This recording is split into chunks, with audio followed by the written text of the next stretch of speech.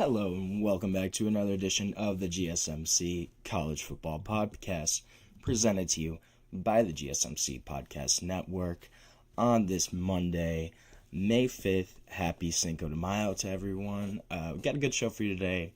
We're going to talk a little bit about Michigan self-imposing a 2-game suspension on head coach Sherrone Moore. Also going to discuss the USA Today Top 25 Coaches list, kind of react to what they said, what I think. Also going to discuss some weekend commitments, some big-time pickups for some programs, as well as touch on Scott Frost going back to UCF. What does that kind of mean? What does that look like? We're going to talk about it. And then make sure you stick around for my last segment when I'm going to talk about, is Iowa State in some financial trouble? It kind of looks like they might be. But before I get into any of that, I just want to remind everyone that this show is all about you. We love hearing your comments, questions, insights, hot takes, whatever you got. We want to make this show as interactive, as exciting as possible. One easy way to ensure that you get on the air, your comment gets read, is to use a super chat feature. To do that, you can click the $ at the bottom of the chat box to send in your comment, question, opinion there. This guarantees that your message gets on the air, and it's also just a great way to support our channel and what we are doing here at GSMC.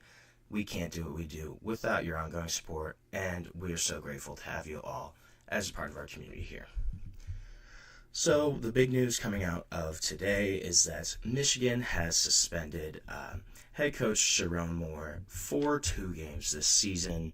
This is stemming from the Connor Stalions sign stealing scandal, I guess, during the 2023 season, where reportedly Coach Sherrone Moore, he was being investigated by the NCAA. He allegedly had deleted text messages that he had exchanged with Connor Stalions, who is the guy that was basically, at the entire center of this NCAA investigation of allegations of advanced scouting.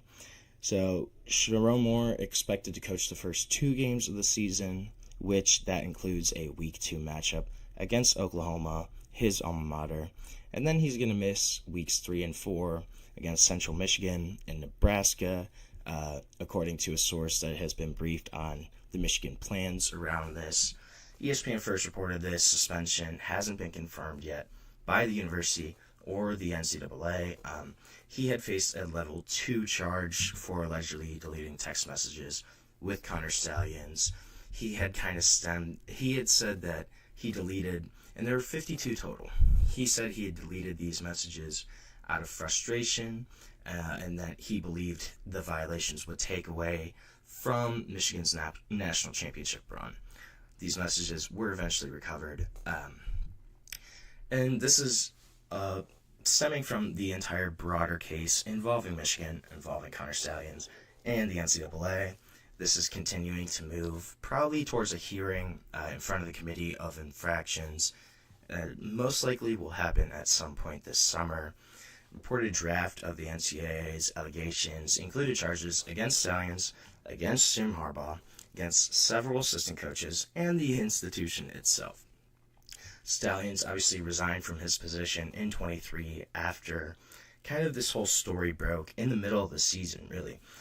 He was accused of coordinating a scheme where he'd collect video footage of opponents and their play signals right from the stands. He purchased tickets, and they were basically directly behind the benches of these other schools that they were playing. NCAA alleges that Michigan broke a rule prohibiting advanced scouting by collecting this video footage from dozens of games, including future potential opponents. It wasn't even teams on their schedule. It was teams that they could potentially play in the playoff as well. 2 other coaches were also named in the notice of allegations. Former defensive coordinator Jesse Minter, former defensive backs coach Steve Clinkscale. They both reached negotiated resolutions with the NCAA already for recruiting violations that were unrelated to the steal-siling allegations. Clinkscale got a 2-year show cause. acknowledged he didn't fully comply. Jesse Minter got a 1-year show cause for communicating with a prospect before his sophomore year. And yeah, this was their whole defense was, like Anthony said, it was the first school they got caught, but they came back and were like, well, yeah, we did this, but everybody else is doing it, right? Yeah, I get that, but I don't know. I don't think that's the strongest defense, right? You are admitting that you did go against the grain, you did cheat. Like, they straight up came out and said that they broke the rules. Yeah, I'm sure other schools are doing it, but they didn't get caught, and they also didn't admit it. And then this team goes on and wins the national championship in this season. It's obviously going to taint what happened in 2023, which I shouldn't really take away from the fact that that was a great Michigan team. Just in terms of roster, in terms of the guys they had, you have J.J. McCarthy, Blake Corum, a really strong offensive line, a great defense with guys like Junior Colson, Mason Graham, Chris Jenkins. This was a really strong Michigan team. But when you have this whole kind of scandal, it's going to take away from the fact that this team kind of, it is definitely hypocritical. But the only thing is, Michigan got caught. Texas, Alabama, Ohio State, they probably all do something similar to this. I also think a big thing of this was, even at this time in 23, coaches weren't allowed to have mic'd in. They didn't have the helmets with the microphones in it. They had to still do signals, which was crazy to me because you have, obviously, the NFL. They call the plays from the signals, from that microphone in the coach's ear, quarterback's ear.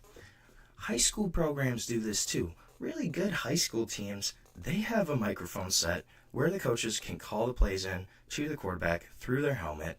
How do you not have this at the NCAA level? And they did change this, right? Now they're allowed to have the helmet communication. But you go back to, this is 2 years ago, 2023, 21st century, and you don't have that kind of communication at the college level, especially when you have teams in high school doing this. When you have programs like the Big Ten teams, Michigan, Ohio State, those really powerful institutions, how had the NCAA at that point not allowed this communication, which is really kind of where this whole scandal started from, right? They're trying to steal signs that the quarterbacks, most likely the backup guys, they're calling in, showing to the team. Yeah, they're trying to get those signals. How do you not have that communication already to where this wouldn't have even been an issue? And this is, again, this is another example of the NCAA's kind of dwindling power, right?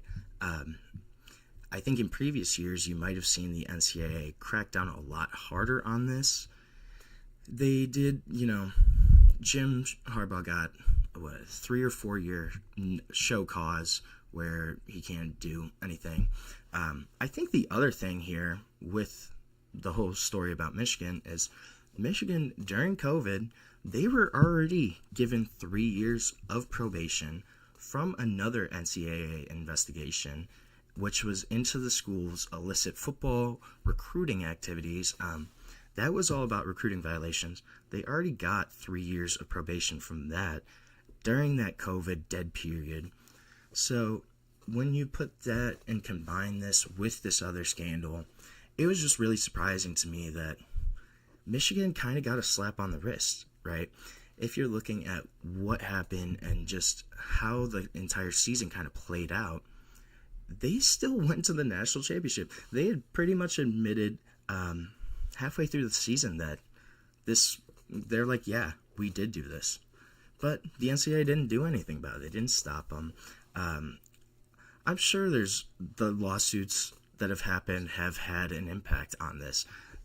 You look at O'Bannon, obviously the House settlement. The NCAA's power is certainly dwindling. It has for the past decade at least. I'd say a couple decades. When you look at, right, SMU in 87 gets the death penalty, basically kills that football program for 30, 40 years. And now you fast forward to kind of Tennessee in the last 2 years. They had over 100 plus recruiting violations under Jeremy Pruitt. And again, they kind of got a slap on the wrist too. Michigan, they have this scandal. They have the other recruiting violation scandal. They kind of get a slap on the wrist. I think part of that is true. The NCAA, their power has kind of been really just cut off. They can't enforce decisions as much. I think that they're probably afraid that if they do come down really hard on a program, on a university, there's going to be backlash. There will be additional lawsuits. There's going to be something that could potentially come back on them and affect them even more negatively. So yeah, I think there's a certain aspect where the NCAA probably doesn't want to touch them yet. And I think more of the past 10, 15 years where you look at programs really aren't getting anything, as much penalties. I remember like Ohio State in the Tressel era, 07, 08, they got 2 or 3 years probation from the postseason for players signing autographs. Obviously, that would never happen now in today's era of NIL. I think just the entire kind of NIL landscape has changed to where these guys are basically professional athletes, and the NCAA is still trying to figure out how to kind of deal with that. They can't really do a lot to enforce these sanctions, penalties. I wouldn't be surprised if there's some kind of new organization that kind of pops up in the next couple years where they're going to be the ones to enforce the new rules on just what the NCAA is going to do. Is there going to be contracts? Is there going to be how they're going to regulate NIL? I wouldn't be surprised if there's some kind of new organization that's going to pop up and kind of take over for the NCAA in terms of enforcement of rules, things like that, because it really seems like nobody's getting really penalized from the NCAA right now. Obviously, this investigation is still underway. We're probably going to have a hearing here in the summer of what actually the final penalties for Michigan will be.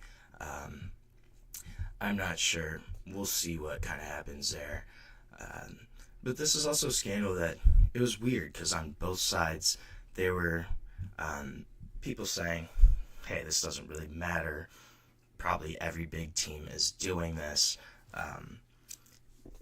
Why even really care? This is still a really talented football team. And then you had the other side that was really going hard at Michigan saying, hey, this is kind of a farcical championship. You basically admitted to cheating. Yeah, maybe there is cheating going on, but that other side was kind of saying, well, you actually got caught. And, it was a back and forth battle, I think. For saving the NCAA specifically, I don't know if the NFL gets involved. I think college football really wants to try to stay away with that.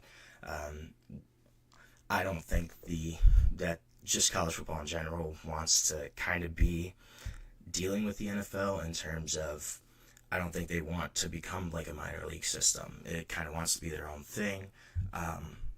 We'll see, though. That certainly could be an option. I just think the interesting thing here, too, is Michigan, they're self-imposing this. They got to pick the games.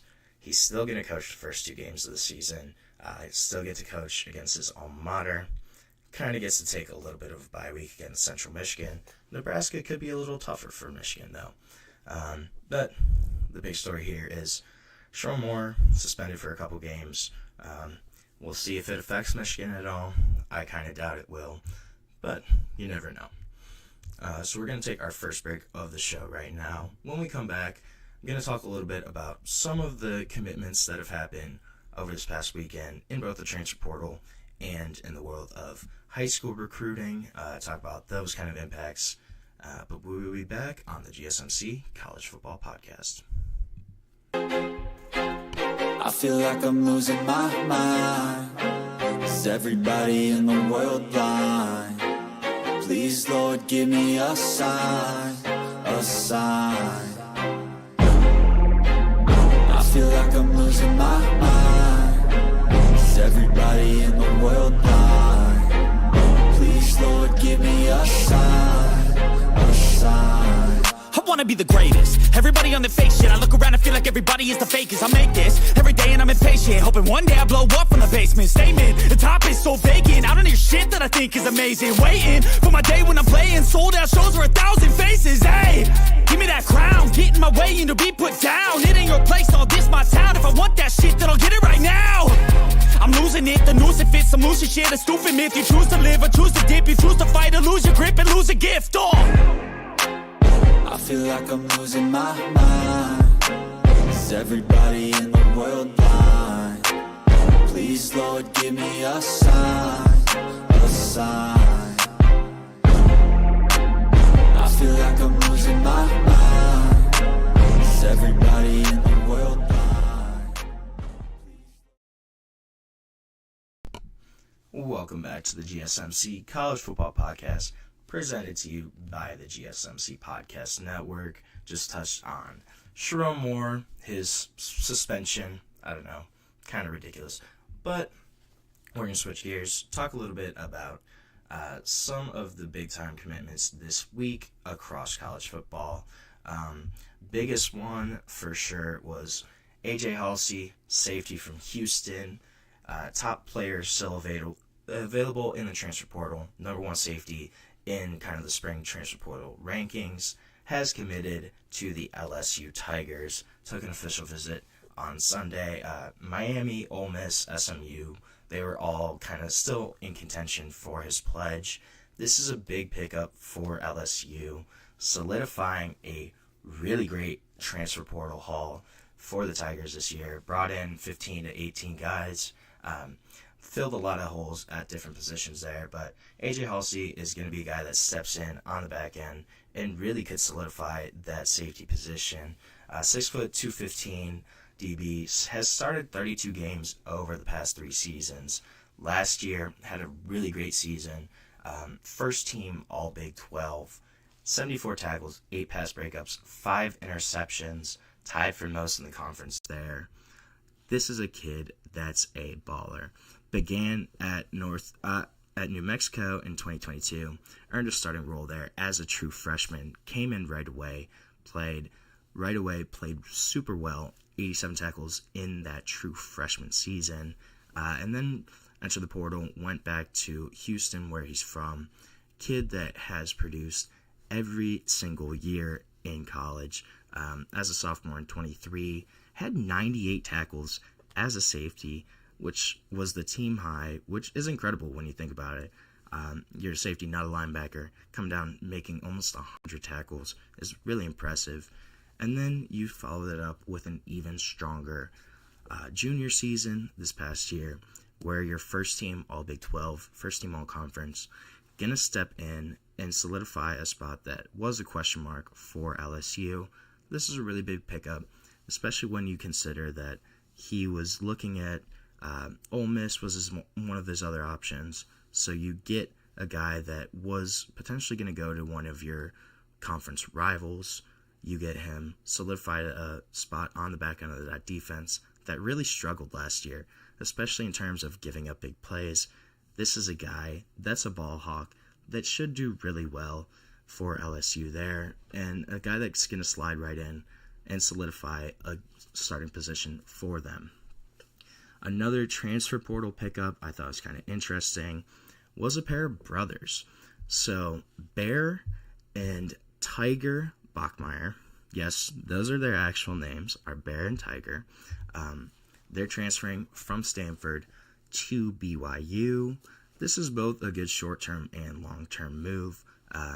Bear Bachmeier is a quarterback. He committed on Saturday morning. This is a kid that was a class of 2025 recruit, committed to Stanford out of high school, enrolled there this spring, decided to transfer to BYU. He's not going to play this year. They have incumbent Jake Ratzlaff at quarterback. Should be one of the guys in contention to be the backup this year, and then potentially compete for the starting job in 2026. He said he was attracted to BYU's kind of open offensive scheme. They also have a rich history of quarterbacks, and that includes this pretty strong recent run under offensive coordinator Aaron Roderick. Obviously, not a great NFL quarterback in Zach Wilson, but a kid that had a really great career at BYU. They've had strong quarterback play the past 5-10 seasons. Just looking at some of the other guys there too. And also, historically, you have guys like Jim McMahon from the Bears, Ty Detmer, who was a really great college quarterback, and then Steve Young. These guys all went to BYU. So that was all kind of played a role in Bears' decision. And then it sounded like these brothers wanted to play together. So Tiger Bachmeier, wide receiver though, he also committed to BYU. They're going to play together. Graduated from Stanford in 2.5 years with a degree in computer science, which, if you're graduating from Stanford early, just overall is crazy. If you do it in 2.5 years, even crazier. And then you get a degree in computer science, that's just like the cherry on top. Pretty unbelievable there. But this is a kid that's going to step right in. Should be an immediate contributor at the wide receiver position. Over the past 2 seasons, he's had 46 receptions, just under 500 receiving yards, 2 touchdowns for Stanford. So a guy that can really step in, help that wide receiver room, at the very minimum, gives them a little more depth there for BYU.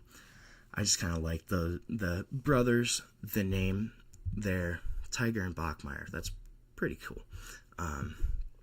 Then another guy, Javian Osborne. This is a big-time pickup at the running back position for the Notre Dame Fighting Irish.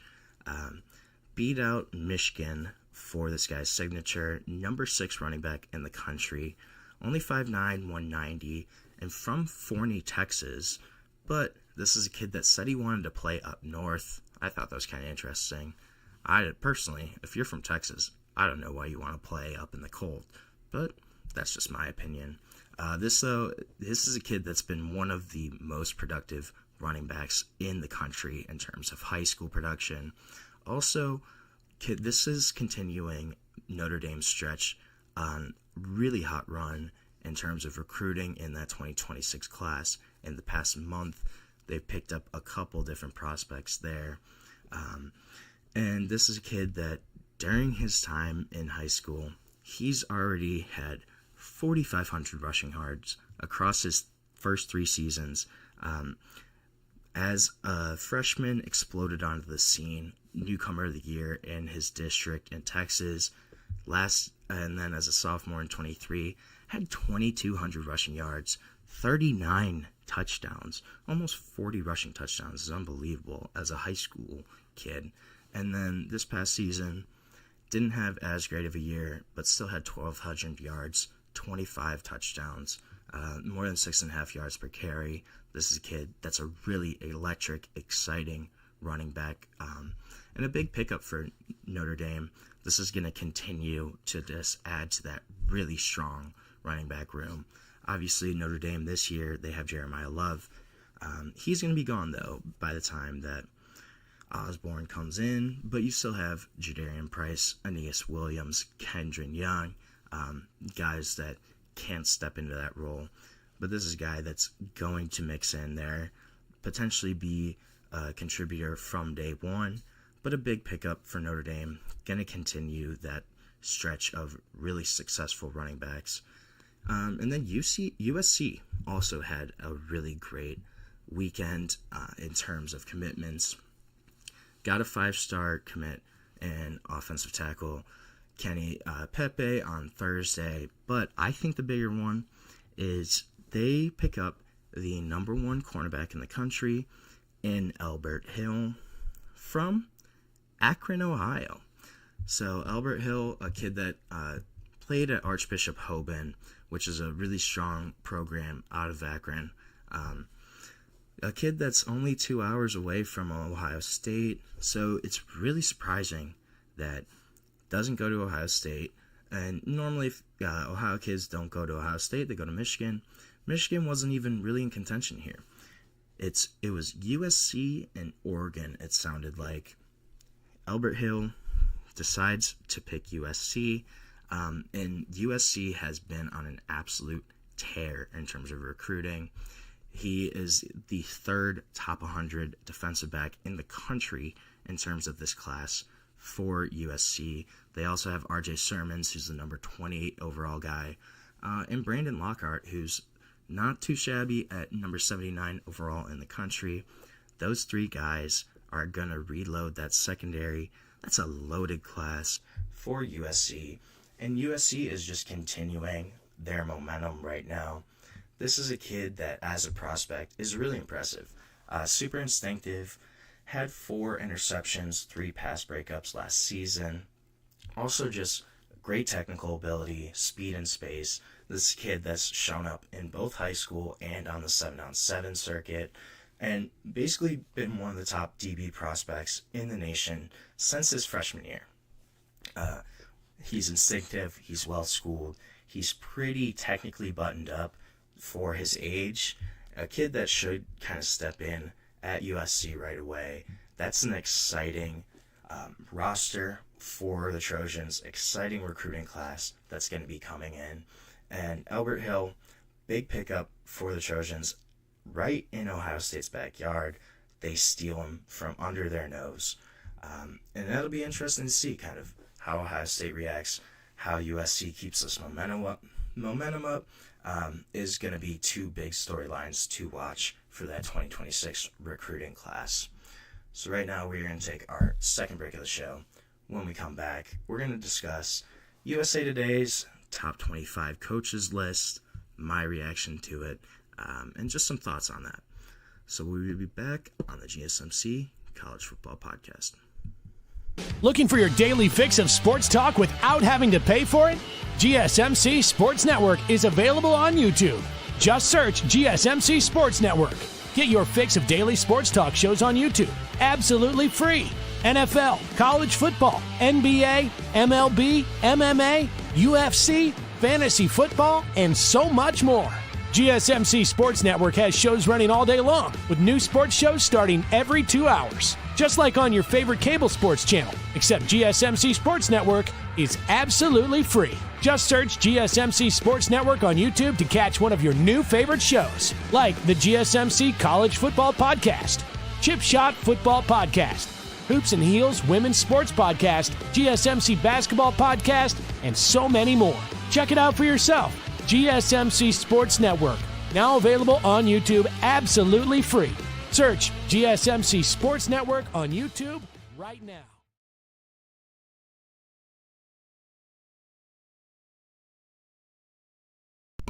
Welcome back to the GSMC College Football Podcast.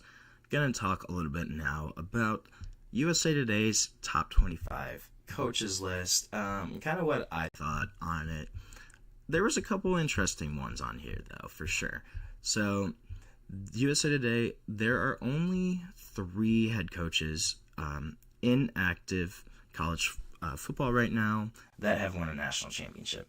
You have Kirby Smart, Ryan Day, and Dabo Swinney. So their list had those 3 guys at the top. They had Kirby Smart 1, Ryan Day 2, Dabo Swinney 3.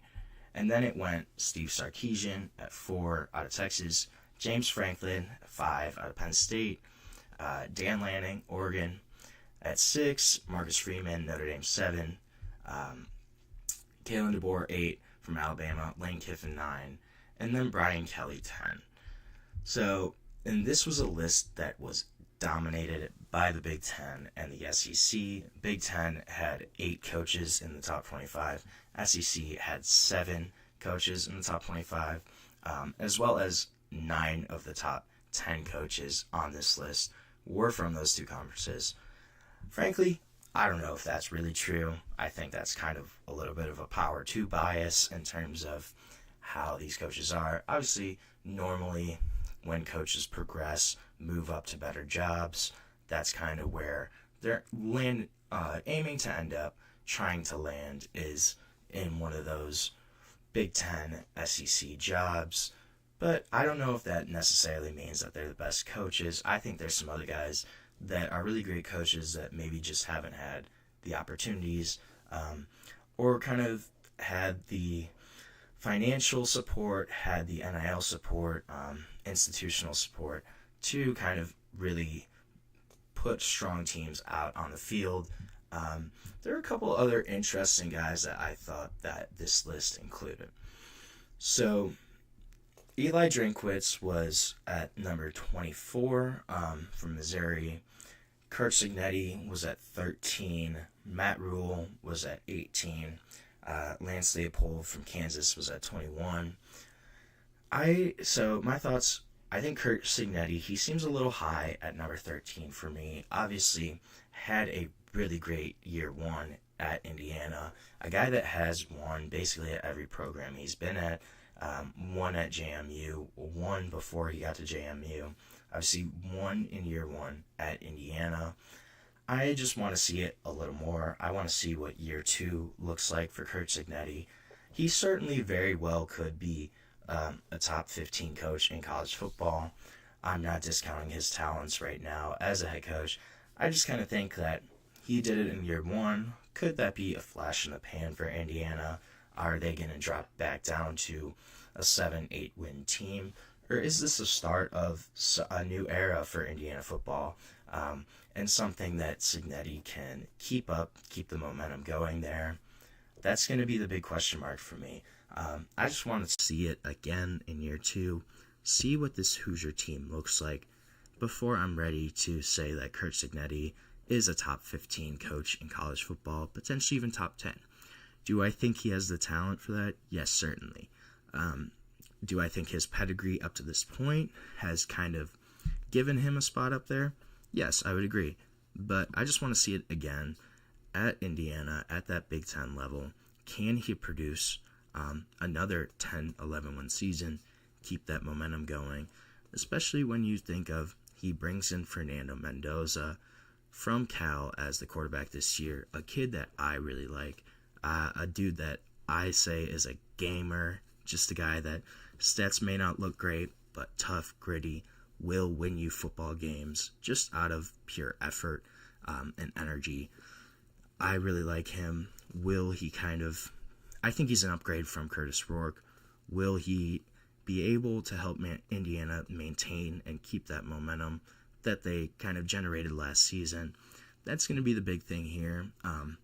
And if Kurt Signetti does have another great year, I think he certainly is a top, maybe 10 coach, certainly top 15 though. Another guy I thought was a little overrated, at least for the current landscape, was Matt Rule. So Matt Rule, I am not discrediting him in his previous stops. Obviously, he turned around Temple, complete rebuild there, completely rebuilt Baylor. Will this be the third program that he can completely rebuild? Or obviously I think his star kind of lost a little luster from the Carolina fiasco. What happened in the NFL, has that affected him negatively in terms of standing? I think so. This is a guy that probably, if he never left college football, would be much more highly regarded. I'm just curious, will he actually be the guy to turn around Nebraska? That is a program with expectations to eventually get back to their blue blood status. Nebraska had a run of 3 national championships in 4 seasons in the 90s. This is a team that's produced multiple Heisman winners, a program that is historically proud, a program that has sold out every home game since before JFK was assassinated. Can he be the guy to actually turn around Nebraska? I think that's going to be an interesting storyline. There is certainly an ability to do that there for Matt Rule. I think Lance Leopold, though, at 21, and Eli Drinkwitz are certainly 2 guys that are being underrated. If you look at what Lance Leopold has done at Kansas, bringing them from a program that won 9 games over 3 or 4 seasons to a team that is a consistent bowl contender at the minimum, that's super impressive. And you look at, obviously, Kansas is going to be a basketball school. That's just how it is. That's how it's always been. It's a basketball blue blood. And that's number one priority there. So you come in to a program that's in a power conference that never really has done anything in terms of football, and you instantly bring them a ton more success than they've had. I don't even know in how long. I think that deserves a bunch of credit, especially coming from a MAC program. Lance Leopold, he was hired from Buffalo. He wasn't hired from another power conference team. He came from the MAC conference and took Kansas from a team that couldn't win anything to a team that's at least a bowl contender every single year.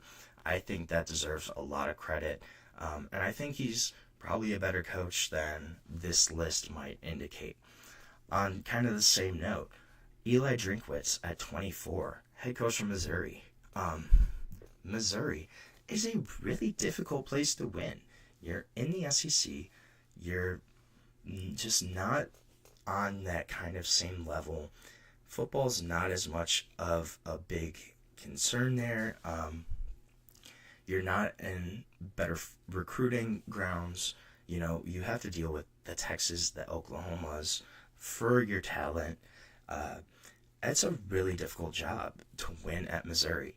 And he's had them be 10, 11 win teams the past few seasons. He's kept them consistently decent. You know, it'll be like a rebuilding year or two, but this is a guy that has had Missouri constantly overachieve in terms of how they've produced on the football field.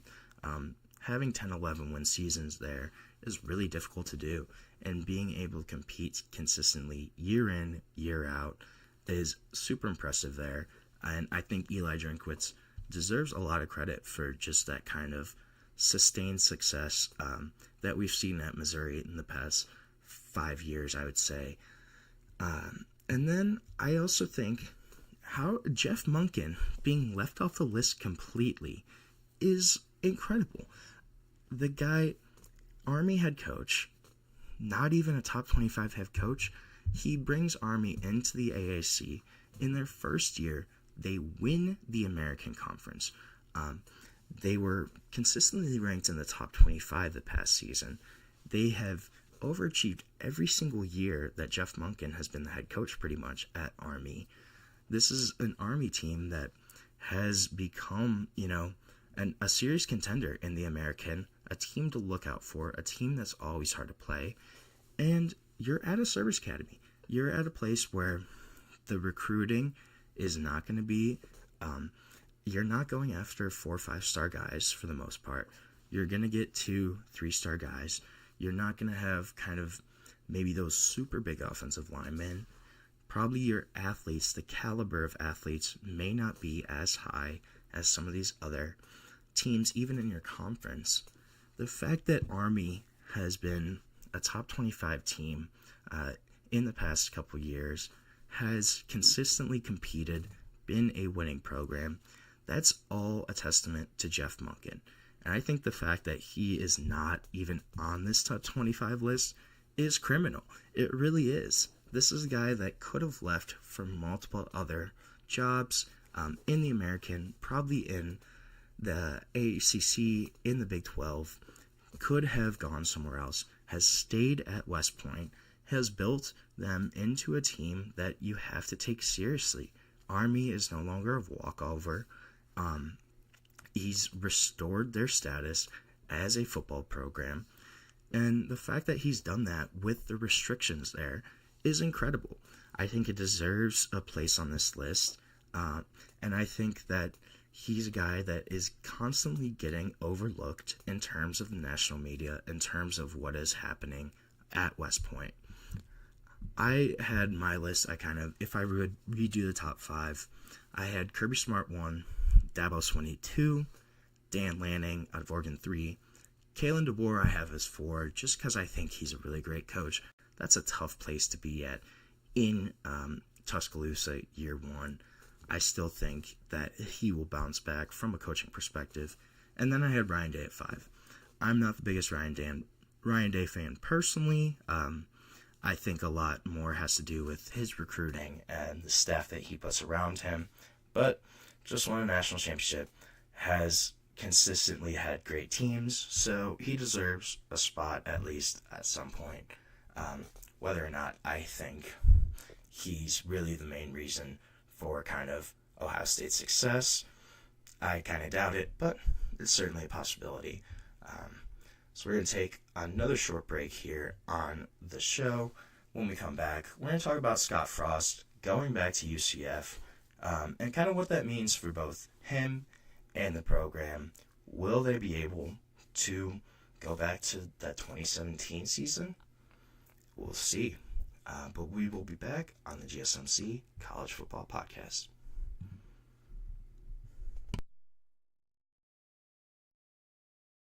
For the best and latest podcasts available anywhere, go to the podcast app on your cell phone and type in GSMC to access free content-rich podcasts on health and wellness, book reviews, sports, entertainment, relationships, social media, movies, technology, finance, and even weird news. Subscribe and download the GSMC Podcast Network's family of shows, available everywhere podcasts are found.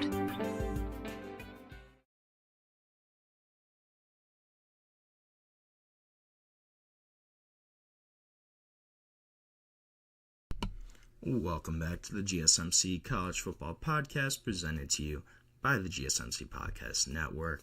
Just touched on USA Today's ranking of the top college coaches. Going to talk about a different college coach in Scott Frost, his return to UCF, and kind of what this means for both himself and the UCF program. I thought this was a really interesting hire when it kind of happened earlier this year. This is a guy that took UCF to that undefeated 2017 season, then left to take the head coaching job at Nebraska, which was his alma mater, where he was the starting quarterback of the 1997 team. That was the last team in Nebraska history to win a national championship. Just talked a little bit about Matt Rule and could he bring that stretch of success back. Well, Scott Frost was a part of that final kind of success. And when Nebraska decided to part ways with Mike Riley in 2017, at the time, Scott Frost was the obvious hire. He seemed like the best candidate. He's coming off a season in which he led UCF to their quote-unquote national championship, was a starting quarterback on the Nebraska team, a guy that was a good coaching candidate in general besides that. And it made a lot of sense at the time for Scott Frost to take that job. He had the coaching resume at that point. Couldn't ignore the pull of Nebraska, of the opportunities that came along with being in the Big Ten, with being in Power Conference football. Obviously, if you think about at that time, UCF still in the American Conference, so they were not yet in a Power Conference. But when you look at Scott Frost's tenure at Nebraska, had 4+ seasons there, went 16-31, and was 5-22 in one-score games. That seemed to be the common theme, common thread of Scott Frost's time at Nebraska. Was they would get right there, it'd be a 3-point game. They'd be right there at the end, and then they lose basically every time. You look at 5-22, that's less than a 25% winning percentage in those games. This was a program that was consistently frustrating under Scott Frost. Was fired into the 2022 season, and then took some time off. So kind of bounced around. He coached his son's Little League team. He had said in an interview that coaching 7-year-olds was sometimes easier than coaching 19-year-olds. I could see that, honestly. But then takes some time last year, visits the Rams during their off-season program. A job comes open in the summer of 2024, and Sean McVay immediately reached out to Scott Frost. So Scott Frost, he was hired as a senior analyst, mostly helped with special teams, but also worked with both offense and defense for the Rams this past year. And this was a guy that when the UCF athletic director, he was kind of going and seeing who could potentially be available for this UCF job after Gus Malzahn came to him and said, hey, I don't want to be the head coach anymore. I do not want to do everything that comes with being a head coach in this new era of college football. I don't want to have to deal with NIL. I don't want to deal with this transfer portal. I kind of want to just go back to play calling. So this happens. Gus Malzahn leaves for Florida State. And when the athletic director at UCF kind of reached out to the Rams, there was nothing but good things that were said about Scott Frost during his time. He called Sean McVay. He called Les Snead, the GM of the Rams. They both said that Scott Frost would do anything that was asked of him. He'd make copies around the office. They said you would never know that he was the head coach at a major college program. And then he also called former athletic director at Nebraska, Trev Alberts, to kind of give a better understanding about what happened there during his tenure with the Cornhuskers. So everything that kind of seemed when he was doing his background about Scott Frost and his time off after UCF, it all kind of seemed like this could maybe be a really good hire again for them. And that 2017 season, you also have to understand, it carries so much weight around UCF, around kind of the culture there, because of its significance to both the fans and the school history, and also one that it changed the future of both UCF and the program, as well as college football, right? That was a big deal when they went undefeated. They didn't get in the playoff. They played Auburn, and I want to say it was the Peach Bowl, beat Auburn, and then, declared themselves the national champions of that season. That was a really big storyline for college football. Their athletic director at the time, he came out, he self-declared them national champions. He said they were locked out of the 14 playoff. They had finished 12th in the final college football playoff standings. They really started lobbying for more attention to be paid to schools outside of the Power Conference. And then that 2017 season, it also positioned them to pounce during the next wave of realignment. So, sure enough, 2023 comes around. UCF Knights are now playing in a Power 4 conference in the Big 12 for the first time ever.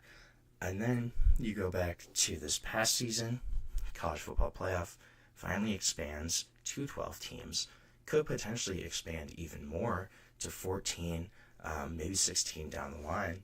So now you go back to, unlike 2017, when that team really had no shot of winning a national championship, right?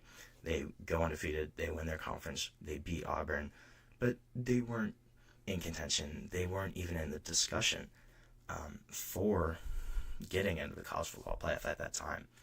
So unlike 2017, for UCF, they have a defined path. They're able to potentially play for a national title. They no longer have to go undefeated and then kind of just pray and hope for a shot, because they could potentially win the Big 12 championship, doesn't matter the record, and they're in the playoff right away. But also, the game is different, right? Had the transfer portal, had NIL, kind of existed when Scott Frost was at UCF during his first tenure. He probably wouldn't have been able to keep that 2017 team together, realistically, right? You had guys that were stars. Remember Shaquille Griffin, guys like that, Mackenzie Milton, his quarterback during that time, they would not have returned to UCF. And then that 2018 team, too. If you remember, Josh Heupel took over for Scott Frost. They also went undefeated, then lost to LSU in the Fiesta Bowl. They definitely wouldn't have stayed together either, right? The transfer portal and all of that probably would have broken up these teams, but there's a lot more positives for UCF right now. This upcoming season, they're going to receive a full share of television revenue from the Big 12 for the first time. They had received a half share the past 2 seasons. Just that was kind of one of the requirements for them joining the Big 12 was the first 2 seasons. They were not getting as much of revenue, only getting half of that everybody else in the conference was getting. So, obviously, while it's more than they received in the AAC, that first 2 seasons, it was hard only getting half shares because they weren't getting as much as the other Big 12 schools, making it harder to compete, and also just struggles with NIL funding. So, these first 2 seasons in the conference, UCF has gone 10-15 overall, has only gone 5-13 in terms of Big 12 play. However, they're getting this full share this year, assuming the House settlement kind of goes into effect. Their athletic director said that UCF is aiming to spend the full $20.5 million, including fully funding football. So you have that money also coming in terms of NIL, scholarship, people in recruiting. That's a big plus for UCF. This is a team that's also had a bunch of coaching changes. If you go back over the past 10 years, they've had 5 coaching changes, dating back to the final season under George O'Leary in 2015. And hopefully this is a move that makes sense long-term for both Scott Frost and for the UCF program. Scott Frost says he wants to be here for the long term. They kind of hope that that's the case, that consistency at head coach, that's going to be an added benefit for UCF. And they also believe that they're getting the best of Scott Frost in this moment, that they don't really feel like rehiring him is not going to work out. And this is a school that is really on the rise in terms of what it can do with football. Now you're getting full share of revenue, you're adding that house settlement money, most likely, and then also, this is a school that people don't realize, it's the 3rd biggest school in the country in terms of undergrad enrollment. UCF is absolutely massive. There's about 60,000 undergrads, so I think financially they're in a little bit of a better position than a lot of people realize. This is a school that this move, this Scott Frost returning, it could really work out for UCF. I'm curious to kind of see what's going to happen, how it's going to shake out, and then also how they're going to recruit. I also really like Mackenzie Milton, his quarterback from that 2017 season, is the quarterback's coach now at UCF. I like that as a guy that could potentially be like a Brian Hartline role for Ohio State, right? You're a position coach, but you could really be a great recruiter in terms of he's a guy that goes, hey, I had success here at UCF. We had a lot more disadvantages at that time. You come here, you come to this program, you can be even more successful than us. You're going to get paid more. You have more exposure now in a power conference. Things are going to be on the up and up. That's a guy that you want in your program, around your program, as a dude that's been a player for them, had success, can be a guy that recruits go and say, hey, look at Mackenzie Milton, what he did there. What could I potentially do there as well? I just like that. So now we're going to take another short break on the show, take our final break of the day. When we come back, going to talk about another Big 12 team in Iowa State, and could they be in financial trouble? It sounds like they might be. We're going to talk about it more, though, when we come back on the GSMC College Football Podcast.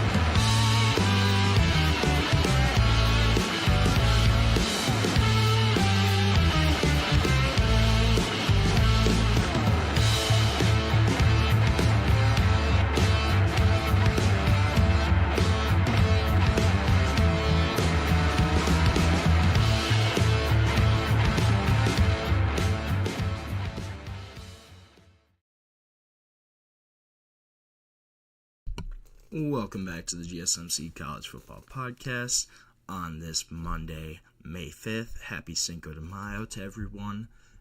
Talked a little bit about Scott Frost. Gonna switch gears and talk about another Big 12 program here in the Iowa State Cyclones. And could Iowa State athletics be in financial trouble? So this is a story that's been kind of under the radar right now. Earlier this week, Iowa State Athletic Director Jamie Pollard went on a podcast and kind of discussed some of the problems that his program is facing moving forward. Discussed the impending House settlement in terms of revenue sharing. And he was quoted, he said, Iowa State does not have that $20 million. He's like, but if we don't pay it for this coming year, we've got big problems, right? So we're going to pay it. And this $20 million, reportedly, it's going to be right around that money. Not sure what the actual financials will be, but this isn't going to be a one-time thing. This is going to be an annual expenditure, and according to Jamie Pollard, that's the crux of Iowa State's most significant issue moving forward. He said that because of the financial discipline, everything they've worked on over the past 20 years, they've had a pretty substantial cash reserve that they were built up, but they used that during COVID. So it didn't cost Iowa State, didn't cost the student body, didn't cost the Board of Regents, anything to get through COVID. He also said that University of Iowa, they got a $60 million loan from the university. They haven't paid anything back of that loan, but they did get one. He kind of said, we didn't take a loan at Iowa State, we funded it from our reserves. However, because of that, he goes, we can't fund the $20 million. He said, in about 2 years, we will be out of the reserve fund for Iowa State athletics. And this was something he kind of addressed also in January. So said, supporting Iowa State athletics is going to be a lot more expensive for Iowa State fans this next year. He put on a message to fans in January, kind of discussing the financial pressure that Iowa State faced. He stated that the annual cost to fund the athletic department was going to increase by more than 20%, citing revenue sharing, signing both Matt Campbell and men's basketball coach TJ Otzelberger to long-term contracts, as well as changes to the Big 12 Conference, changes to college football playoff format, and revenue distributions. These are all factors of how it's going to be more expensive. He also kind of said to address the increase in spending, they were implementing 3 main price increases that are going to directly impact fans. So annual Cyclone Club giving levels, that's just kind of a donation thing, they're going to increase by 20%, starting with the 2025 drive year. Fans will also receive notice to renew in February. And then additionally, Iowa State is adding a state sales tax to all ticket sales beginning in the fall of this season. They said that the athletic department currently pays state sales tax out of the ticket price. This change will allow them to better align financially with other institutions. And then also he said that the price of women's basketball tickets was increasing by about $50, reflecting demand, and it's going to help with revenue sharing. They also are saying that he's asking coaches and department heads to reduce their respective annual operating budgets by 10% to help cut expenses. And if you look at their revenues and expenses from the 2024 fiscal year, they had a surplus of about $70,000, which is actually kind of impressive. A lot of schools tend to operate on a deficit. Ticket sales, they were a big factor in generating revenue, but also media rights, that was a big thing. And then coaching staff, that's going to be the big thing moving forward. They're going to have about $40 million in extensions for Matt Campbell, TJ Otzelberger. How are they going to be able to afford this revenue sharing, paying players, bringing in recruits in terms of NIL? This is going to be a big issue. I think this is something that we're just starting to see and hear about, but this could certainly be an issue with multiple universities on the FBS level. Iowa State is a major state institution, but they're having to cut costs. They're having to do all of this basically to try and stay alive, stay competitive in the new era of college football. Will they kind of be able to do that? Is this something where they could have to leave the Big 12? Is this something where we're not really going to see the impact? Will this be a non-issue for Iowa State, though? That's certainly also a possibility. And then, how are fans going to react? Most of these fans, they're driving into games. You have people who may not be as financially lucky, I guess. That's not the right word I want to use, but there's a lot of different costs here. How are fans going to react to having to pay more to watch their favorite teams, to watch Iowa State athletics? Could this kind of be a recurring issue? I think that's certainly a possibility. And if this is the case for Iowa State, what's it like for, the Liberties of the world, the TCUs, the maybe some power schools that aren't on that level? How is this kind of affecting them? Will this be an issue moving forward throughout college athletics? I think that's certainly a possibility here. And I don't know if this is going to be the last time we hear about a university having some issues. And I don't think this is the last time we hear about Iowa State either. This is going to be an issue for Iowa State, not just this year, but into the future, both near and far future. How will it affect their athletic programs? Will schools have to cut athletic teams? That's a possibility as well, as they're going to all kind of have to readjust and react to revenue sharing, to what they could potentially try to do in their programs. This is going to be a recurring storyline, I think, throughout college athletics that we're going to see the impacts and ramifications of in the next few years, and in the future far out as well. So we're going to end our show for today with that little, prediction, I guess. But thank you so much for tuning into the GSMC College Football Podcast. Please remember to subscribe, like, follow the channel, and if you want, you can also go to Facebook, Instagram, Twitter, TikTok for even more sports content, more sports updates that you love. Thank you so much, and have a great day.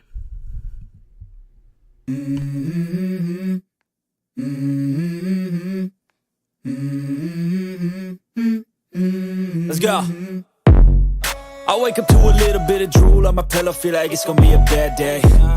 Yeah, I'm tired of shit, and the coffee ain't hit yet, damn, ain't that great.